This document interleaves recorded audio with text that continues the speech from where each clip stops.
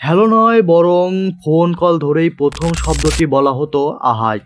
সর্বপ্রথম phone call করেন এর আবিষ্কারক গ্রাহাম বেল, যেটি করেছিলেন তার সহকারী থমাস ওয়াটসনকে। বলেছিলেন, mister Watson, come here, I want to see you. প্রথম ট্রান্সকন্টিনেন্টাল কল অর্থাৎ এক মহাদেশ থেকে অন্য দেশে প্রথম কল করা হয়েছিল 1915 সালে। 1878 সালে যুক্তরাষ্ট্রের কানেকটিকটে প্রথম টেলিফোন ডিরেক্টরি প্রকাশিত হয়। এতে মাত্র 50টি নম্বর ছিল। 1879 সালে প্রথম টেলিফোন নম্বর চালু হয়। এর আগে নাম ধরে কল করা হতো। বিশ্বের দীর্ঘতম টেলিফোন কলটি 54 ঘন্টা 4 মিনিট স্থায়ী হয়েছিল।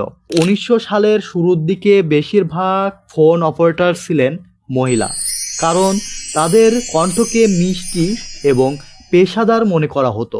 গ্রাহাম বেল টেলিফোনের আবিষ্কারক হলেও তিনি নিজের কাজের জায়গায় টেলিফোন ব্যবহার করতেন না, কারণ তিনি মনে করতেন টেলিফোন তার কাজে ব্যাঘাত সৃষ্টি করছে। বর্তমানে আমরা যেখানে ফোন কল রিসিভ করে হ্যালো শব্দটি বলি, এই হ্যালো শব্দটি সর্বপ্রথম থমাস আলভা এডিসন ব্যবহার করেছিলেন। আলেকজান্ডার গ্রাহাম বেল শারীরিক অসুস্থতার কারণে 1922 সালের 2 আগস্ট মারা যান। তখন তার মৃত্যুর শোকে উত্তর আমেরিকার সমস্ত টেলিফোন লাইন 2 মিনিটের জন্য বন্ধ রাখা হয়েছিল। ভারতে 1882 সালে ব্রিটিশ আমলে টেলিফোন এসেছিল।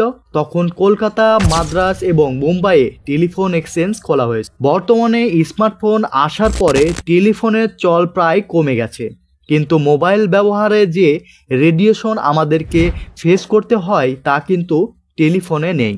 আর এই মোবাইলের রেডিয়েশন আমাদের শরীরের খুবই খারাপ প্রভাব ফেলে। তবে সেদিকে বর্তমান স্মার্টফোন ইউজারদের বিশেষ কোনো নজরই নেই।